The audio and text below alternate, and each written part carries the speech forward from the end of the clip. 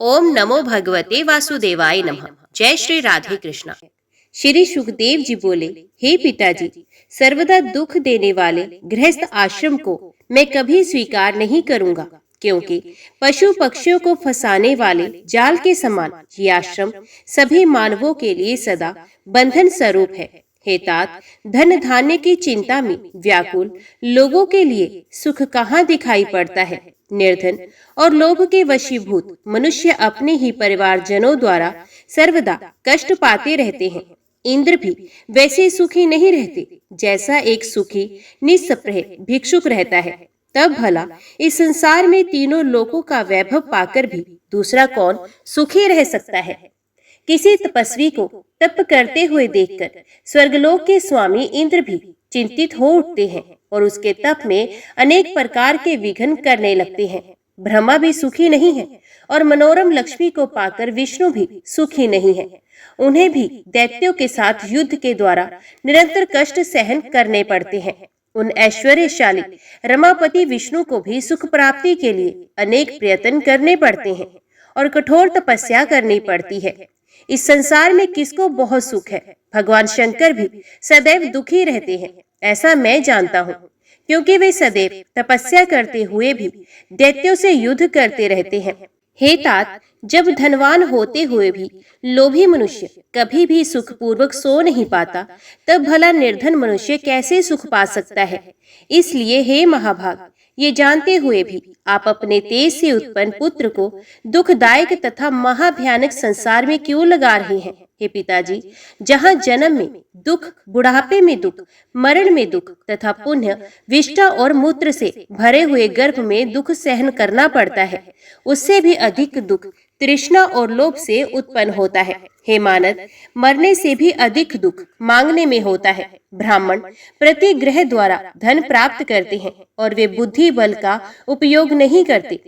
दूसरे के भरोसे पर रहना परम दुखकर है तथा वे अहर्निश मृत्यु के समान होता है। सभी वेद शास्त्रों का भली भांति अध्ययन करके भी विद्वानों को धनिकों के पास जाकर सब प्रकार से उनकी प्रशंसा करनी पड़ती है। केवल पेट के लिए कोई चिंता की बात नहीं, उसे तो केवल पत्र फल एवं कंद मूल आदि से किसी भी प्रकार संतुष्टि पूर्वक भरा जा सकता है। हे पिताजी, भार्या पुत्र पौत्र आदि बड़े कुटुंब के पालन में तो अनेक कष्ट सहने पड़ते हैं। ऐसी दशा में गृहस्थ को सुख कहाँ है।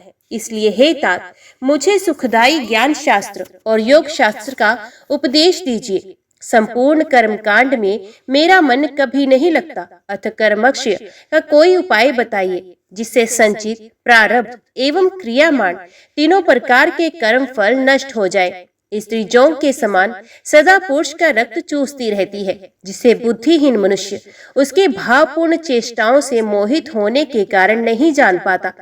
स्त्री अपने संसर्ग से उसके तेज का तथा अपने वचन चातुरी द्वारा उसके संपूर्ण धन और मन का इस प्रकार सर्वस्व का हरण करती है। उससे बढ़कर दूसरा चोर कौन है।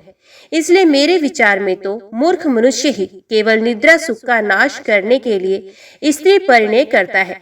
विधाता द्वारा वे दुख के लिए ही ठगा जाता है, सुख के लिए नहीं। सूत जी बोले, इस प्रकार सुखदेव जी की युक्ति युक्त ये बातें सुनकर व्यास जी बड़ी चिंता में पड़ गए। वे मन ही मन सोचने लगे, अब मैं क्या करूं। तत्पश्चात उनकी आंखों से दुख के आंसू बहने लगे, शरीर कांपने लगा और मन में ग्लानि होने लगी। इस प्रकार शोक करते हुए अपने दीन तथा शोकाकुल पिता को देखकर आश्चर्य से विस्मित नेत्र वाले सुखदेव जी ने अपने पिता व्यास जी से कहा, अहो, माया कितनी प्रबल है, जो कि ये वेदांत दर्शन के प्रणेता तथा वेद का सांगोपांग ज्ञान रखने वाले सर्वज्ञ पंडित मेरे पिताजी को भी मोहित कर रही है। ना जाने वे कौन सी तथा कैसी अति दुष्कर माया है, जो सत्यवती सुत विद्वान व्यास जी को भी मोहित कर रही है। जो पुराणों के वक्ता, महाभारत के रचयिता, वेदों के विभाग करता है, वे भी माया जनित मोह को प्राप्त हो गए हैं। इसलिए मैं उन्हीं देवी महामाया की शरण में जाऊं, जो समस्त जगत तथा ब्रह्मा विष्णु महेश आदि को भी मोहित कर रही हैं। तब दूसरों की तो बात ही क्या, इन तीनों लोकों में कौन ऐसा है जो माया से मोहित ना होता हो? उस माया ने तो ब्रह्मा आदि देवताओं को भी पूर्व काल में मोहित कर दिया था। अहो, उन भगवती जगदम्बा के द्वारा रचित माया का बल तथा पराक्रम महान आश्चर्यजनक है। उन्होंने अपनी माया के प्रभाव से ही सर्वज्ञ और सर्वांतर्यामी ईश्वर को भी अपने वश में कर रखा है। पौराणिकों द्वारा कहा गया है कि व्यास जी भगवान विष्णु के अंश से उत्पन्न हुए हैं, तथापि वे आज शोक सागर में इस प्रकार डूब रहे हैं जैसे समुद्र में भगन जलायमान वणिक। आज वे भी माया के वशीभूत होकर एक साधारण व्यक्ति के समान आंसू बहा रहे हैं। अहो, माया बड़ी प्रबल है जिसे बड़े बड़े विद्वान भी नहीं त्याग पाते। व्यास कौन है? मैं कौन हूँ? ये संसार क्या वस्तु है और ये कैसा भ्रम है? इस पांच भौतिक शरीर में पिता पुत्र की भावना कहाँ से आई? ये माया अतीव प्रबल है जो मायावियों को भी मोहित कर देती है, जिसके वशीभूत होकर यहाँ द्विज कृष्ण द्वैपायन भी रुदन कर रहे हैं। सूत जी बोले, सब कारणों की एकमात्र कारण, सब देवताओं की जननी तथा ब्रह्मा आदि देवताओं की भी स्वामिनी आदि शक्ति भगवती को मन से स्मरण करके शोक सागर में डूबे हुए अपने दुखी पिता श्री व्यास जी से अरणी पुत्र शुकदेव जी ने इस प्रकार नीति युक्त वचन कहा। हे पराशर नंदन, हे महाभाग, आप तो स्वयं सब लोगों को ज्ञान देने वाले हैं, तब हे स्वामी, आप ऐसा शोक क्यों करते हैं जैसा कोई अज्ञ साधारण व्यक्ति करता है? हे महाभाग, इस समय मैं आपका पुत्र हूँ, परंतु ये कौन जानता है कि पूर्व जन्म में मैं कौन था और आप कौन थे? ये संसार तो महात्माओं के लिए एक भ्रम मात्र है। अतएव आप धैर्य रखें, विवेक धारण करें तथा मन में खेद ना करें। हे महामते, इसे मोहजाल समझकर आप शोक का परित्याग करें। भूख भोजन से मिटती है, पुत्र के देखने से नहीं। प्यास भी जल पीने से मिटती है, केवल पुत्र दर्शन से नहीं। इसी प्रकार सुगंधित पदार्थ से नाक को तथा अच्छी बातों से कानों को एवं स्त्री से विषय सुख का आनंद मिलता है। मैं आपका पुत्र हूँ, बताइए मैं आपके लिए क्या करूँ? किसी समय अजिग्रत नामक ब्राह्मण ने धन लेकर अपने पुत्र शुनशेप को यज्ञ पशु के रूप में राजा हरिश्चंद्र के हाथ बेच दिया था। सुख का साधन केवल धन ही है, धन ही सुख की राशि है। अतः यदि आपको लोभ हो तो धन का संचय कीजिए। मैं आपका पुत्र हूँ, अतः आपके सुख के लिए मैं क्या करूँ? हे महामते, आप देवज्ञ हैं, अतः हे मुने, आप मुझे अपनी बुद्धि से ऐसा ज्ञान दीजिए जिससे मैं गर्भवास जनित महान भय से मुक्त हो जाऊं। हे पवित्र आत्मन, इस कर्म भूमि में मनुष्य जन्म अति दुर्लभ है, उसमें भी उत्तम कुल में ब्राह्मण का जन्म और भी दुर्लभ है। मैं आबद्ध हूँ, ये बुद्धि मेरे चित्त से नहीं हटती। संसार के वासना जाल में ये उत्तरोत्तर बढ़ती हुई फंसती ही जाती है। सूत जी बोले, असीम बुद्धि वाले अपने पुत्र शुकदेव की ऐसा कहने पर व्यास जी ने शांत एवं संन्यास आश्रम के लिए उत्सुक मन वाले शुकदेव जी से कहा। व्यास जी बोले, हे महाभाग पुत्र, मेरे द्वारा रचित श्रीमद देवी भागवत पुराण को तुम पढ़ो। वेद तुल्य ये पवित्र पुराण अधिक विस्तृत भी नहीं है। इसमें 12 स्कंद है। ये पुराणों के 5 लक्षणों से युक्त है। मेरे विचार में ये पुराण सभी पुराणों का आभूषण है। हे महामते, जिस भागवत के सुनने मात्र से सत्य और असत्य वस्तुओं का यथार्थ ज्ञान हो जाता है, उसे तुम पढ़ो। एक बार महाप्रलय काल में वटपत्र पर शयन करते हुए बाल रूपधारी भगवान विष्णु वहां सोच रहे थे कि किस चिदात्मा ने किस प्रयोजन से तथा किस द्रव्य से मुझे बाल रूप में उत्पन्न किया। इन सब विषयों का ज्ञान मुझे कैसे हो? इस प्रकार चिंतन कर रहे महात्मा बाल मुकुंद से उनादि शक्ति भगवती ने संपूर्ण अर्थ को प्रदान करने वाले ज्ञान को आधे श्लोक में ही इस प्रकार कहा, ये सब कुछ मैं ही हूँ और दूसरा कोई भी सनातन नहीं है। ये बात पहले भी भगवान विष्णु के हृदय में उत्पन्न हुई थी, इसलिए अब वे सोचने लगे कि सत्य वचन का उच्चारण किसने किया। इससे कहने वाले का मैं कैसे जानूं वे स्त्री है या पुरुष अथवा नपुंसक है। ऐसी चिंता वाले भगवान विष्णु ने भागवत को हृदय में धारण किया और उसी श्लोकार्थ में मन लगाए हुए बार बार वे उसका उच्चारण करने लगे। इस प्रकार वटपत्र पर सोए हुए वे भगवान विष्णु चिंता आतुर हो गए। उसी समय शंख चक्र गदा पद्म इन श्रेष्ठ आयुधों को धारण किए हुए चतुर्भुजा शांति स्वरूपा शांता शिवा दिव्य वस्त्र आभूषणों से सुसज्जित होकर अपने ही समान विभूतियों वाली सखियों सहित प्रादुर्भूत हुई। वे सुंदर मुख वाली भगवती महालक्ष्मी परम तेजस्वी भगवान विष्णु के समक्ष मंद मंद मुस्कुराती हुई प्रकट हुई। सूत जी बोले, उस अपार परले सागर में बिना अवलंब के स्थित मनोरम रूप वाली उन दिव्य देवी को देखकर कमल नयन भगवान विष्णु बड़े ही विस्मय में पड़ गए। वह रति भूति बुद्धि मति कृति स्मृति धृति श्रद्धा मेधा स्वधा स्वाहा शुद्धा निद्रा दया गति तुष्टि पुष्टि क्षमा लज्जा जृंभा तंद्रा ये शक्तियां अलग अलग रूप में उन महादेवी के समीप सभी ओर खड़ी थी। वे सभी श्रेष्ठ आयुध धारण किए हुए नाना प्रकार के आभूषणों से विभूषित थी तथा उनके हृदय पर मंदार की मालाएं और मोतियों के हार सुशोभित हो रहे थे। उन भगवती महालक्ष्मी तथा उनकी सभी अन्य सखियों को उस परले सागर के जल में उपस्थित देखकर भगवान विष्णु के मन में बड़ा विस्मय हुआ। इस प्रकार भगवती की माया देखकर अति चकित सर्वात्मा भगवान विष्णु सोचने लगे, ये देवियां कहाँ से आ गई? मैं वट वृक्ष के पत्ते पर कैसे आ गया? इस एकारण महासागर में वट वृक्ष कहाँ से उत्पन्न हो गया और किसके द्वारा मैं सुंदर स्वरूप वाला बालक बनकर उस पर स्थापित किया गया हूँ? ये मेरी माता तो नहीं है अथवा ये कोई दुर्घट माया है? किसने और किस कारण से मुझे इस समय दर्शन दिए हैं? अब मैं इस विषय में क्या कहूँ? मैं यहाँ से कहीं चला जाऊं अथवा मौन धारण करके बाल भाव से सावधान होकर यहीं स्थित रहूं? व्यास जी बोले, इस प्रकार वट पत्र पर सोए हुए उन भगवान विष्णु को आश्चर्यचकित देखकर मंद मुस्कान करती हुई देवी ने यह वचन कहा, विष्णु आप विस्मय में क्यों पड़े हो? आप उस महाशक्ति की माया से पूर्व काल में भी सृष्टि की उत्पत्ति तथा परले होने पर भी इसी प्रकार बार बार जन्म लेकर मुझे भूलते रहे हैं। वे पराशक्ति निर्गुणा है, मैं और आप तो सगुण है। जो सात्विक की शक्ति है उसे आप मेरी ही शक्ति समझिए। आपके नाभि कमल से प्रजापति ब्रह्मा उत्पन्न होंगे। वे ही रजोगुण से युक्त होकर समस्त ब्रह्मांड की सृष्टि करेंगे। वे ब्रह्मा ही तपोबल का आश्रय लेकर श्रेष्ठ शक्ति प्राप्त करके रजोगुण के द्वारा त्रिभुवन को लाल वर्णन कर देंगे।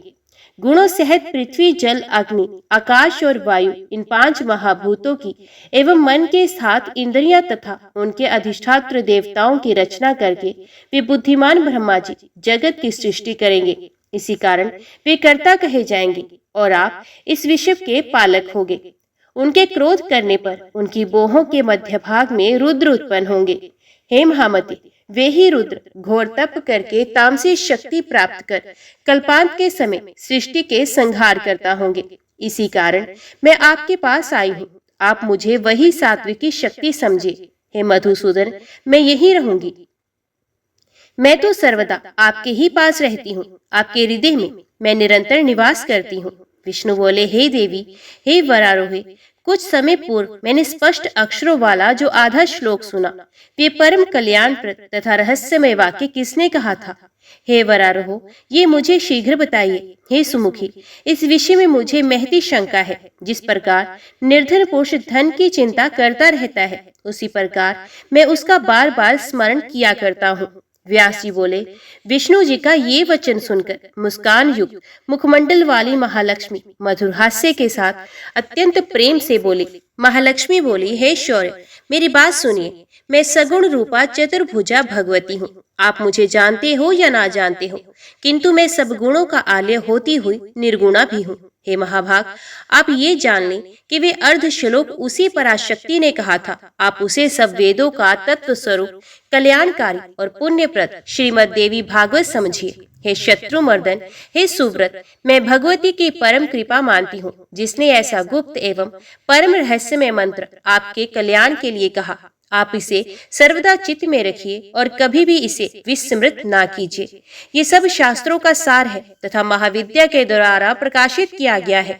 इससे बढ़कर त्रिभुवन में कुछ भी ज्ञातव्य नहीं है। आप निश्चय ही देवी के परम प्रिय हैं, इसलिए उन्होंने ये मंत्र आपको बताया है। व्यास जी बोले, महादेवी, लक्ष्मी के इस वचन को सुनकर चतुर्भुज भगवान विष्णु ने इसे सर्वश्रेष्ठ मंत्र समझकर सदा के लिए हृदय में धारण किया। कुछ दिनों के बाद उनके नाभि कमल से उत्पन्न ब्रह्मा जी दैत्यों के भय से डरकर भगवान विष्णु की शरण में गए। तब वे भगवान विष्णु भयंकर युद्ध करके मधु कैटभ का वध कर उस विशद अक्षरों वाले श्लोकार्थ रूप मंत्र का जप करने लगे। भगवान वासुदेव को जप करते देखकर प्रजापति ब्रह्मा जी ने प्रेम पूर्वक कमलापति से पूछा, हे देवेश, हे पुंडरीकाक्ष, हे जगदीश्वर, आप किसका जप कर रहे हैं? आपसे भी बढ़कर दूसरा कौन है जिसका ध्यान करके आप इतने प्रसन्न हो रहे हैं? विष्णु बोले, हे महाभाग, विचार कीजिए कि आप में और मुझ में जो कार्य कारण स्वरूपा शक्ति विद्यमान है वे ही भगवती शिवा है, जिनके आधार पर एकार्णव महासागर में ये समस्त जगत ठहरा हुआ है। जो महाशक्ति साकार, असीम तथा सनातनी भगवती है और ये समस्त जड़ चेतन संसार जिनके द्वारा रचा गया है वे ही सब प्रसन्न होती हैं, तब मनुष्यों के उद्धार के लिए वरदायिनी होती हैं। वे ही सनातनी परम विद्या है, संसार के बंधन एवं मुक्ति की कारण स्वरूप है और वे ही सभी ईश्वरों की भी स्वामिनी है। मैं, आप तथा समस्त संसार उन्हीं की चैतन्य शक्ति से उत्पन्न हुए हैं। हे ब्राह्मण, हे निष्पाप, ऐसा आप सत्य जानिए, इसमें संदेह नहीं। उन भगवती ने आधे श्लोक में ही जो कहा है वही वास्तविक श्रीमद् देवी भागवत है। द्वापर युग के आदि में पुनः उसका विस्तार होगा। व्यास जी बोले, इस प्रकार भगवान विष्णु के नाभि कमल पर विराजमान ब्रह्मा जी ने उस भागवत का संग्रह किया। तत्पश्चात उन्होंने अपने परम बुद्धिमान पुत्र नारद जी से कहा, पूर्व काल में वही भागवत देव ऋषि नारद जी ने मुझे दिया और फिर मैंने उसे 12 स्कंदों में विस्तृत करके पूर्ण किया। हे महाभाग, वेद तुल्य 5 लक्षणों से युक्त तथा भगवती के उत्तम चरित्रों से ओतप्रोत इस श्रीमद् देवी भागवत पुराण को पढ़ो। तत्व ज्ञान के रस से परिपूर्ण, वेदार्थ के द्वारा उपब्रहित और धर्मशास्त्र के समान पुण्यप्रद ये भागवत सभी पुराणों में श्रेष्ठतम है।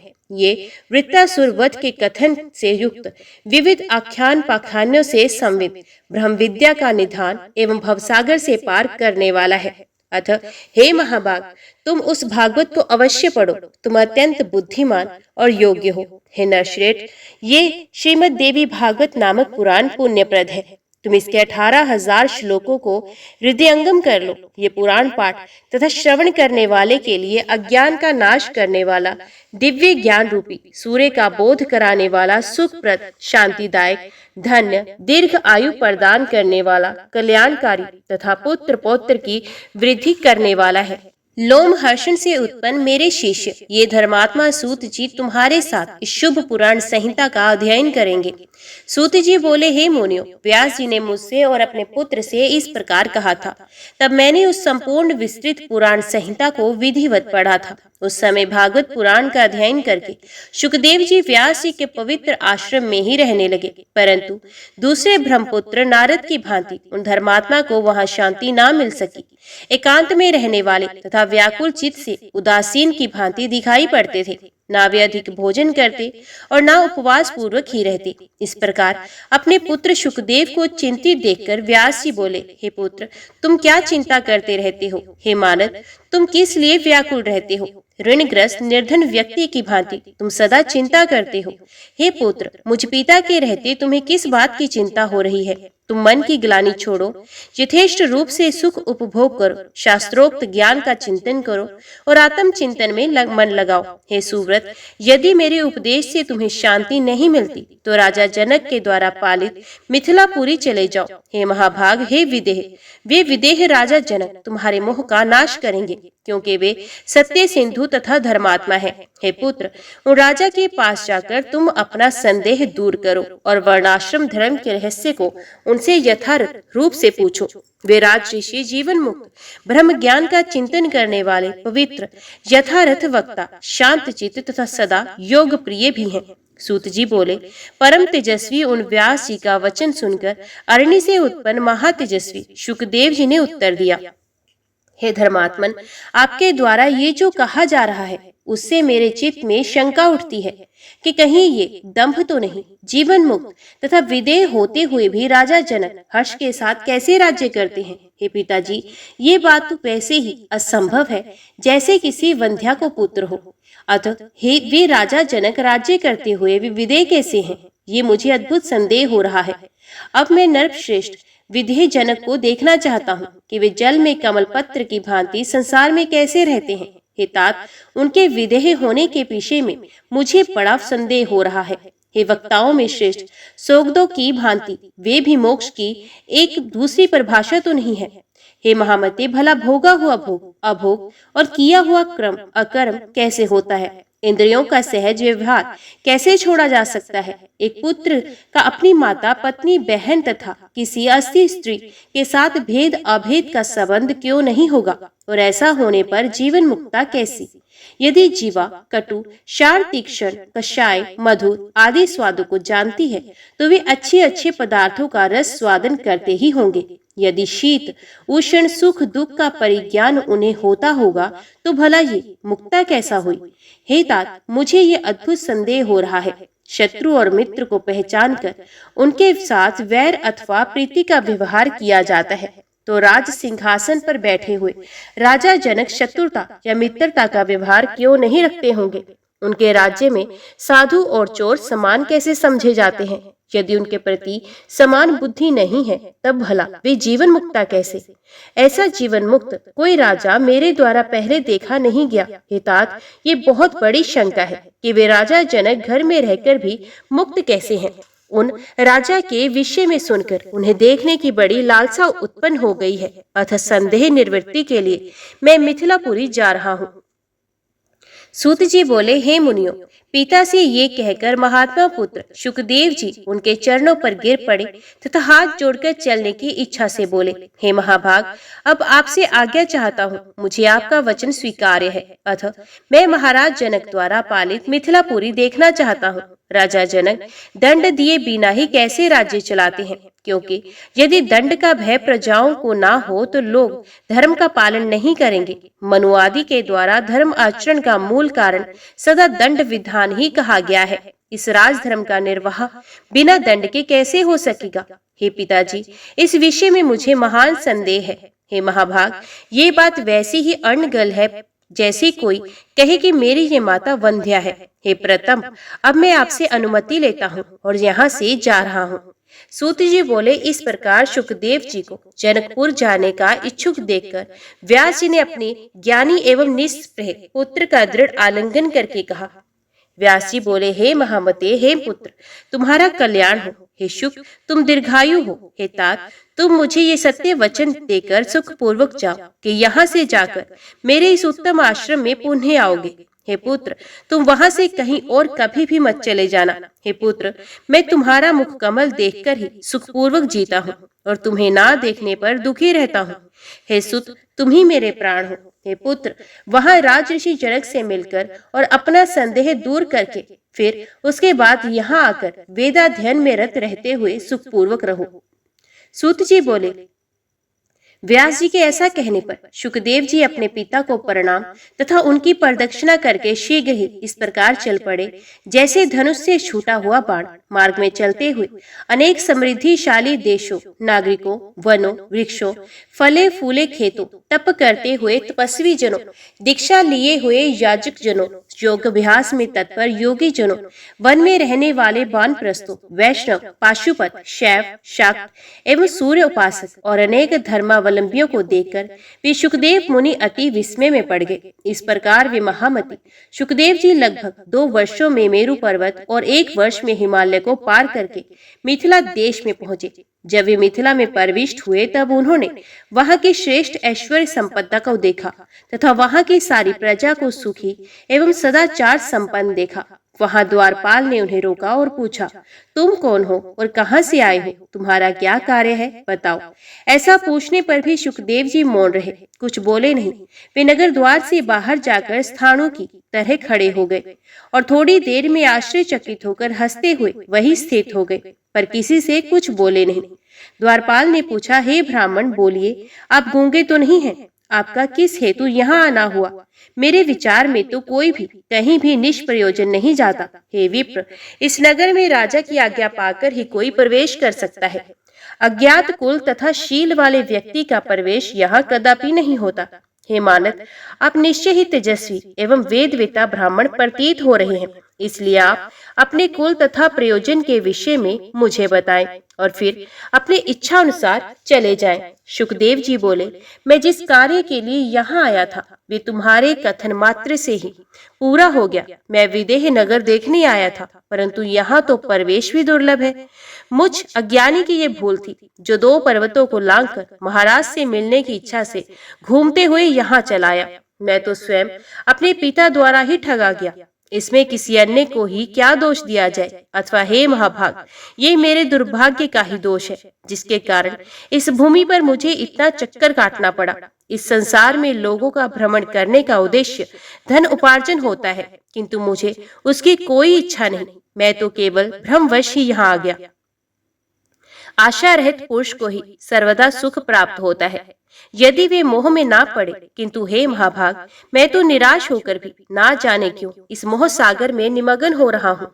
कहाँ सुमेरु पर्वत और कहाँ ये मिथिलापुरी, पैदल ही चलकर मैं यहाँ आया हूँ। इस परिश्रम का फल मुझे क्या मिला? प्रारब्ध ने ही मुझे ठग लिया। प्रारब्ध का भोग अवश्य ही भोगना पड़ता है, चाहे ये शुभ हो या अशुभ। उद्योग भी तो सदा उसी देव के अधीन ही रहता है, वे जैसा चाहे वैसा कराता है। यह ना कोई तीर्थ है, ना ज्ञान प्राप्ति होनी है जिसके लिए ये मेरा परिश्रम हुआ। मैं तो महाराज जनक का विदेह नाम सुनकर उत्सुकता से यहाँ आया था, किंतु उनके नगर में तो प्रवेश करना भी निषिद्ध है। इतना कहकर सुखदेव जी चुप हो गए और मौन होकर खड़े रहे। द्वारपाल को लगा कि ये कोई ज्ञानी श्रेष्ठ ब्राह्मण है। तब उसने वहां खड़े मुनि से शांति पूर्वक निवेदन किया, हे द्विश्रेष्ठ, आपका जहाँ कार्य है वहां यथेष्ट चले जाइए। हे ब्राह्मण, मैंने जो आपको रोका था वे मेरा अपराध हुआ, उसके लिए आप क्षमा करें, क्योंकि हे महाभाग, मुक्त जनों का तो क्षमा ही बल है। सुखदेव जी बोले, हे द्वारपाल, इसमें तुम्हारा क्या दोष है? तुम तो सर्वदा पराधीन हो। सेवक को तो स्वामी की आज्ञा का यथोचित पालन करना ही चाहिए। तुमने मुझे जो रोका इसमें राजा का कोई भी दोष नहीं, क्योंकि बुद्धिमानों को चोर और शत्रु का समय ज्ञान रखना चाहिए। ये सर्वथा मेरा ही दोष है जो मैं यहाँ आ गया बिना बुलाए। दूसरे के घर जाना लघुता का कारण होता है। द्वारपाल ने कहा, हे विप्र, सुख क्या है, दुख क्या है, कल्याण चाहने वाले पुरुष का क्या कर्तव्य है, शत्रु कौन है, मित्र कौन है, आप मुझे ये सब बताएं। सुखदेव जी बोले, सभी लोगों में सर्वत्र दैवेद्य रहता है, इसलिए मनुष्य भी 2 प्रकार के हैं, एक रागी, दूसरा विरागी। उन दोनों के मन भी 2 प्रकार के होते हैं। उनमें भी विरागी 3 प्रकार के होते हैं, ज्ञात, अज्ञात एवं मध्यम। रागी भी 2 प्रकार के कहे गए हैं, मूर्ख तथा चतुर। चातुर्य भी 2 प्रकार का कहा गया है, शास्त्र जनित तथा बुद्धि जनित। इसी प्रकार लोक में बुद्धि भी युक्त और अयुक्त भेद से 2 प्रकार की होती है। द्वारपाल ने कहा, हे विद्वन, हे विप्रवर, आपने जो कुछ कहा है उसे मैं भली भांति नहीं समझ पाया। अतएव हे श्रेष्ठ, आप फिर से विस्तार पूर्वक इस विषय को यथार्थ रूप से समझाइए। सुखदेव जी बोले, इस संसार में जिसको राग है वे निश्चय ही रागी कहलाता है। उस रागी को अनेक प्रकार के सुख एवं दुख आते ही रहते हैं। धन, पुत्र, क्लत्र, मान, प्रतिष्ठा और विजय प्राप्त करके ही सुख प्राप्त होता है। इनके ना मिलने पर प्रतिशत महान दुख ही होता है। अतः जैसे सुख प्राप्त हो सके वैसा उपाय करना चाहिए और सुख के साधन का संग्रह करना चाहिए। जो सुख में विघ्न डाले उसे शत्रु समझना चाहिए। जो रागी पुरुष के सुख को सर्वदा बढ़ाए वही मित्र है। चतुर मनुष्य मोह में फंसता नहीं है, किंतु मूर्ख सर्वत्र आसक्त रहता है। वैरागी तथा आत्माराम पुरुष को एकांतवास, आत्मचिंतन तथा वेदांत शास्त्र का अनुशीलन करने से ही सुख होता है। सांसारिक विषयों की चर्चा आदि ये सब उनके लिए दुख रूप है। कल्याण चाहने वाले विद्वान पुरुष के लिए बहुत शत्रु हैं। काम, क्रोध, प्रमाद आदि अनेक प्रकार के शत्रु बताए गए हैं, किंतु व्यक्ति का सच्चा बंधु तो एकमात्र संतोष ही है। तीनों लोकों में दूसरा कोई भी नहीं। सूत जी बोले, सुखदेव जी की बात सुनकर उन्हें ज्ञानी द्विज समझकर उसने सुखदेव जी को एक अत्यंत रमणीय कक्ष में प्रवेश कराया। तीन प्रकार के नागरिक जनों से भरे हुए अनेक प्रकार के क्रय विक्रय की वस्तुओं से सजी दुकानों वाले, राग द्वेष काम लोभ मोह से युक्त एवं परस्पर वाद विवाद में संलग्न श्रेष्ठ जनों, सुशोभित और धन धान्य से परिपूर्ण विशाल नगर को देखते हुए सुखदेव जी चले। इस तरह तीन प्रकार के लोगों को देखते हुए सुखदेव जी राजभवन की ओर बढ़े। इस प्रकार द्वितीय सूर्य के समान परम तेजस्वी सुखदेव जी द्वार पर पहुंचे। द्वारपाल ने उन्हें अंदर जाने से रोका। तब वे काष्ठ के समान वहीं द्वार पर खड़े हो गए और मोक्ष संबंधी विषय पर विचार करने लगे। धूप तथा छाया के समान समझने वाले महातपस्वी सुखदेव जी वहां एकांत में ध्यान करके इस प्रकार खड़े रहे मानो कोई अचल स्तंभ हो। थोड़ी देर बाद राजमंत्री ने हाथ जोड़े हुए स्वयं आकर उन्हें राजभवन के दूसरे कक्ष में प्रवेश कराया। वहां एक दिव्य रमणीय उपवन था जिसमें विविध प्रकार के पुष्पों से लदे दिव्य वृक्ष सुशोभित हो रहे थे। उस वन को दिखाकर मंत्री ने उनका यथोचित आतिथ्य सत्कार किया। वह राजा की सेवा करने वाली अनेक वारांगनाएं थी। वे नृत्य गान में कुशल तथा कामशास्त्र में निपुण थी। सुखदेव जी की सेवा के लिए उन्हें आदेश देकर राजमंत्री उस भवन से निकल गए और सुखदेव जी वहीं स्थित रहे। उन वीरांगनाओं ने परम भक्ति के साथ उनकी पूजा की और देश काल अनुसार उपलब्ध अनेक प्रकार के भोजन से उन्हें संतुष्ट किया। तत्पश्चात अंतपुर निवासिनी कामिनी स्त्रियों ने उन्हें अंतपुर का वन दिखाया जो अत्यंत रमणीय था। वे युवा, रूपवान, कांतिमान, मृदुभाषी एवं मनोरम थे। दूसरे कामदेव के समान उन सुखदेव जी को देखकर वे सभी मुग्ध हो गए। मुनि को जितेंद्रिय जानकर वे सब उनकी परिचर्चा करने लगे। अरणी नंदन शुद्धात्मा सुखदेव जी ने उन्हें माता के समान समझा। वे आत्माराम तथा क्रोध को जीतने वाले सुखदेव जी ना हर्षित होते थे और ना ही दुखी। उनकी चेष्टाओं को देखकर भी वे शांतचित्त होकर स्थित रहे। तब उन स्त्रियों ने उनके लिए सुर में कोमल तथा बहुमूल्य आस्त्रण और नाना विध उपकरणों से सुसज्जित शैया बिछाई। सुखदेव जी हाथ पांव धोकर हाथ में कुश लेकर सावधान हो सायकालीन संध्या उपासन संपन्न करके भगवान के ध्यान में लग गए। इस प्रकार एक प्रहर तक ध्यान वस्थित होकर वे शयन करने लगे। 2 प्रहर शयन करके वे सुखदेव जी उठ गए। रात्रि के चौथे पहर में वे पुण्य ध्यान में स्थित रहे। तदंतर स्नान करके प्रातःकालीन क्रियाएं संपन्न करके पुण्य समाधिस्थ हो गए। सूत जी बोले, सुखदेव जी को आया हुआ सुनकर पवित्र आत्मा राजा जनक अपने पुरोहित को आगे करके मंत्रियों सहित उन गुरुपुत्र के पास गए। महाराज जनक ने उन्हें बड़े आदर से उत्तम आसन देकर विधिवत सत्कार करने के पश्चात एक दूध देने वाली गौ प्रदान करके उनसे कुशल पूछा। सुखदेव जी ने भी राजा की पूजा को यथाविधि स्वीकार किया और अपना कुशल बताकर राजा से भी कुशल मंगल पूछा। इस प्रकार कुशल प्रश्न करके सुखदायी आसन पर बैठे हुए शांत चित्त वाले व्यास पुत्र सुखदेव जी से महाराज जनक ने पूछा, हे महाभाग, मेरे यहाँ आप निस्सप्रह का आगमन किस कारण हुआ? हे मुनि श्रेष्ठ, उस प्रयोजन को बताएं। सुखदेव जी बोले, महाराज, मेरे पिता व्यास जी ने मुझसे कहा कि विवाह कर लो, क्योंकि सब आश्रमों में गृहस्थ आश्रम ही श्रेष्ठ है। गुरु रूप पिता की आज्ञा को बंधन कारक मानकर मैंने उसे स्वीकार नहीं किया। उन्होंने समझाया कि गृहस्थ आश्रम बंधन नहीं, फिर भी मैंने उसे स्वीकार नहीं किया। इस प्रकार मुझे संशय युक्त चित्त वाला समझकर मुनि श्रेष्ठ व्यास ने तथ्य युक्त वचन कहा, तो मिथिला चले जाओ, खेद ना करो। वहां राजऋषि जनक रहते हैं। वे याज्ञिक एवं जीवन मुक्त राजा हैं। संसार में विदेह नाम से विख्यात वे वहां निष्कंटक राज्य करते हैं। हे पुत्र, महाराज जनक राज्य करते हुए भी माया के जाल में नहीं बनते। तब हे प्रतम, तुम वनवासी होते भी क्यों भयभीत हो? उन नरश्रेष्ठ विदेह को देखो और अपने मन में उठते हुए मोह का त्याग करो। हे महाभाग, विवाह करो, अन्यथा जाकर उन राजा से ही पूछो। वे राजा तुम्हारे मन में उत्पन्न संदेह का समाधान कर देंगे। तत्पश्चात हे पुत्र, उनकी बात सुनकर तुम शीघ्र ही मेरे पास चले आना। हे महाराज, मैं उन्हीं के आदेश से आपकी पुरी में आया हूँ। हे राजेंद्र, हे अनग, मैं मोक्ष का अभिलाषी हूँ, अतः जो कार्य मेरे लिए उचित हो वे बताइए।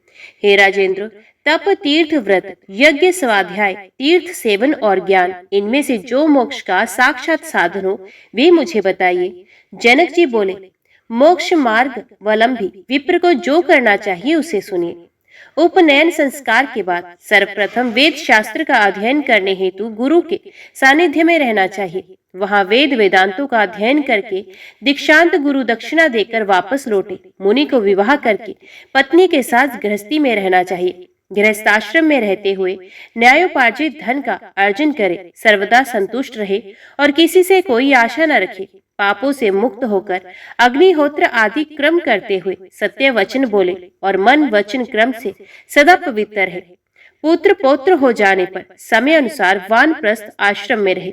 वहां तप करके काम क्रोध लोभ मद मोह और मात्सर्य इन 6 शत्रुओं पर विजय प्राप्त करके अपनी स्त्री रक्षा का भार पुत्र को सौंप देने के पश्चात वे धर्मात्मा सब अग्नियों का अपने में न्याय पूर्वक आधान कर ले और सांसारिक विषयों के भोग से शांति मिल जाने के बाद हृदय में विशुद्ध वैराग्य उत्पन्न होने पर चौथे आश्रम का आश्रय ले ले। विरक्त हो को ही संन्यास लेने का अधिकार है, अन्य किसी को नहीं। ये वेद वाक्य सर्वथा सत्य है, असत्य नहीं, ऐसा मेरा मानना है। हे शुकदेव जी, वेदों में कुल 48 संस्कार कहे गए हैं। उनमें गृहस्थ के लिए 40 संस्कार महात्माओं ने बताए हैं। मुमुक्षु के लिए शम दम आदि 8 संस्कार हैं। एक आश्रम से ही क्रमश दूसरे आश्रम में जाना चाहिए, ऐसा शिष्ट जनों का आदेश है। शुकदेव जी बोले, चित्त में वैराग्य और ज्ञान विज्ञान उत्पन्न हो जाने पर अवश्य ही गृहस्थ आदि आश्रमों में रहना चाहिए अथवा वनों में। जनक जी बोले, हे मानद, इंद्रियां बड़ी बलवान होती हैं, वे वश में नहीं रहती। वे अपरिपक्व बुद्धि वाले मनुष्य के मन में नाना प्रकार के विकार उत्पन्न कर देती हैं। यदि मनुष्य के मन में भोजन की, शयन की, सुख की और पुत्र की इच्छा बनी रहे तो वे सन्यासी होकर भी इन विकारों के उपस्थित होने पर क्या कर पाएगा। वासनाओं का जाल बड़ा ही कठिन होता है, वे शीघ्र नहीं मिटता। इसलिए उसकी शांति के लिए मनुष्य को क्रम से उसका त्याग करना चाहिए। ऊंचे स्थान पर सोने वाला मनुष्य ही नीचे गिरता है, नीचे सोने वाला कभी नहीं गिरता। यदि संन्यास ग्रहण कर लेने पर भ्रष्ट हो जाए तो पुनः वे कोई दूसरा मार्ग नहीं प्राप्त कर सकता। जिस प्रकार चींटी वृक्ष जड़ से चढ़कर शाखा पर चढ़ जाती है और वहां से फिर धीरे धीरे सुखपूर्वक पैरों से चलकर फल तक पहुंच जाती है। विघ्न शंका के भय से कोई पक्षी बड़ी तीव्र गति से आसमान में उड़ता है और परिणामत थक जाता है, किंतु चींटी सुखपूर्वक विश्राम ले लेकर अपने अभिष्ट स्थान पर पहुंच जाती है। मन अत्यंत प्रबल है, ये अजितेंद्रिय पुरुषों के द्वारा सर्वथा अजेय है। इसलिए आश्रमों को अनुक्रम से ही इसे क्रमश जीतने का प्रयत्न करना चाहिए। गृहस्थ आश्रम में रहते हुए भी जो शांत बुद्धिमान एवं आत्मज्ञानी होता है, वे ना तो प्रसन्न होता है ना खेद करता है, विहानी लाभ में समान भाव रखता है। जो पुरुष शास्त्र प्रतिपादित क्रम करता हुआ सभी प्रकार की चिंताओं से मुक्त रहता हुआ आत्म चिंतन से संतुष्ट रहता है, वे निस्संदेह मुक्त हो जाता है। हे अनक, देखिए, मैं राजकार्य करता हुआ भी जीवन मुक्त हूँ। मैं अपनी इच्छा अनुसार सब काम करता हूँ, किंतु मुझे शोक या हर्ष कुछ भी नहीं होता। जिस प्रकार मैं अनेक भोगों को भोगता हुआ तथा अनेक कार्यों को करता हुआ भी अनासक्त हूँ, उसी प्रकार हे अनक, आप भी मुक्त हो जाइए। ऐसा कहा भी जाता है कि जो ये दृश्य जगत दिखाई देता है, उसके द्वारा अदृश्य आत्मा कैसे बंधन में आ सकता है। पृथ्वी, जल, अग्नि, वायु एवं आकाश, ये 5 महाभूत और गंध, रस, रूप, स्पर्श एवं शब्द, ये उनके गुण दृश्य कहलाते हैं। आत्मा अनुमान गम्य है और कभी भी प्रत्यक्ष नहीं होता। ऐसी स्थिति में हे ब्राह्मण, वे निरंजन एवं निर्विकार आत्मा भला बंधन में कैसे पड़ सकता है। हे द्विज, मन ही महान सुख दुख का कारण है। इसी के निर्मल होने पर सब कुछ निर्मल हो जाता है। सभी तीर्थों में घूमते हुए बार बार स्नान करके भी यदि मन निर्मल नहीं हुआ तो वे सब व्यर्थ हो जाता है। हे परतम, बंधन तथा मोक्ष का कारण ना तो ये देह है, न जीवात्मा और ना ये ज्ञानेंद्रियां ही हैं, अपितु मन ही मनुष्यों के बंधन एवं मुक्ति का कारण है। आत्मा तो सदा ही शुद्ध तथा मुक्त है, वे कभी बनता नहीं। अत बंधन और मोक्ष तो मन के भीतर है। मन की शांति से ही शांति है। शत्रुता, मित्रता या उदासीनता के सभी भेदभाव भी मन में ही रहते हैं। इसलिए एकात्म भाव होने पर ये भेदभाव नहीं रहता। ये तो द्वैत भाव से ही उत्पन्न होता है। मैं जीव सदा ही ब्रह्म हूँ, इस विषय में और विचार करने की आवश्यकता ही नहीं। भेद बुद्धि तो संसार में आसक्त रहने पर ही होती है। हे महाभाग, बंधन का मुख्य कारण अविद्या है। इस अविद्या को दूर करने वाली विद्या है। इसलिए ज्ञानी पुरुषों को चाहिए कि वे सदा विद्या तथा अविद्या का अनुसंधान पूर्वक अनुशीलन किया करें। धूप के बिना छाया के सुख का ज्ञान कैसे हो सकता है, उसी प्रकार अविद्या के बिना विद्या का ज्ञान कैसे किया जा सकता है। गुणों में गुण, पंचभूतों में पंचभूत तथा इंद्रियों के विषय में इंद्रियां स्वयं रमण करती हैं। इसी में आत्मा का क्या दोष है? हे पवित्र आत्मन, सबकी सुरक्षा के लिए वेदों में सब प्रकार से मर्यादा की व्यवस्था की गई है। यदि ऐसा न होता तो नास्तिकों की भांति सब धर्मों का नाश हो जाता। धर्म के नष्ट हो जाने पर सब कुछ नष्ट हो जाएगा और सब वर्णों के आचार परंपरा का उल्लंघन हो जाएगा। इसलिए वेदोपदिष्ट मार्ग पर चलने वालों का कल्याण होता है। सुखदेव जी बोले, हे राजन, आपने जो बात कही उसे सुनकर भी मेरा संदेह बना हुआ है, वे किसी प्रकार भी दूर नहीं होता। हे भूपते, वेद धर्मों में हिंसा का बाहुल्य है। उस हिंसा में अनेक प्रकार के अधर्म होते हैं। ऐसी दशा में वेदोक्त धर्म मुक्ति प्रद कैसे हो सकता है? हे राजन, सोमरस पान, पशु हिंसा और मांस भक्षण तो स्पष्ट ही अनाचार है। सोत्रामाणी यज्ञ में तो प्रत्यक्ष रूप से सूर्यग्रहण का वर्णन किया गया है। इसी प्रकार द्रुत क्रीड़ा एवं अन्य प्रकार के व्रत बताए गए हैं। सुना जाता है कि प्राचीन काल में शशबिंदु नाम के एक श्रेष्ठ राजा थे। वे बड़े धर्मात्मा, यज्ञ प्रायण, उदार एवं सत्यवादी थे। वे धर्म रूपी सेतु के रक्षक तथा कुमारगामी जनों के नियंता थे। उन्होंने पुष्कल दक्षिणा वाले अनेक यज्ञ संपादित किए थे। उन यज्ञों में पशुओं के चर्म से विंध्य पर्वत के समान ऊंचा पर्वत सा बन गया था। मेघों के जल बरसाने से चर्मवंती नाम की शुभ नदी बह चली।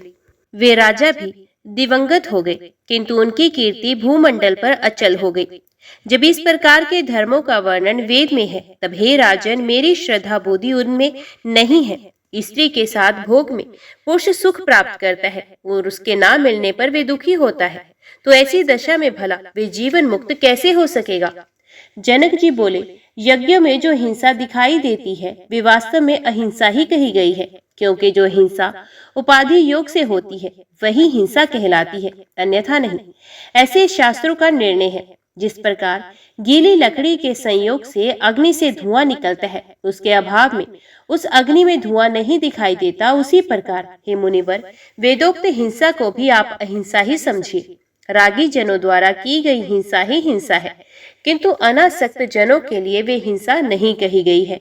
जो कर्म राग रहित तथा अहंकार रहित होकर किया जाता है, उस कर्म को वैदिक विद्वान मनुष्य जन ना किए हुए के समान ही कहते हैं। हे द्विजश्रेष्ठ, रागी गृहस्थों के द्वारा यज्ञ में जो हिंसा होती है वही हिंसा है। हे महाभाग, जो कर्म राग रहित तथा अहंकार शून्य होकर किया जाता है, विचितात्मा मुमुक्षु जनों के लिए अहिंसा ही है।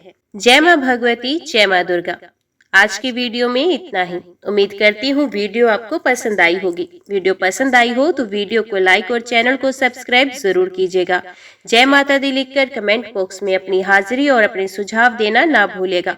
तो मिलते हैं अगली कथा अगले अध्याय के साथ। तब तक के लिए देखते व सुनते रहिए। जय मां कंजर, जय माता दी।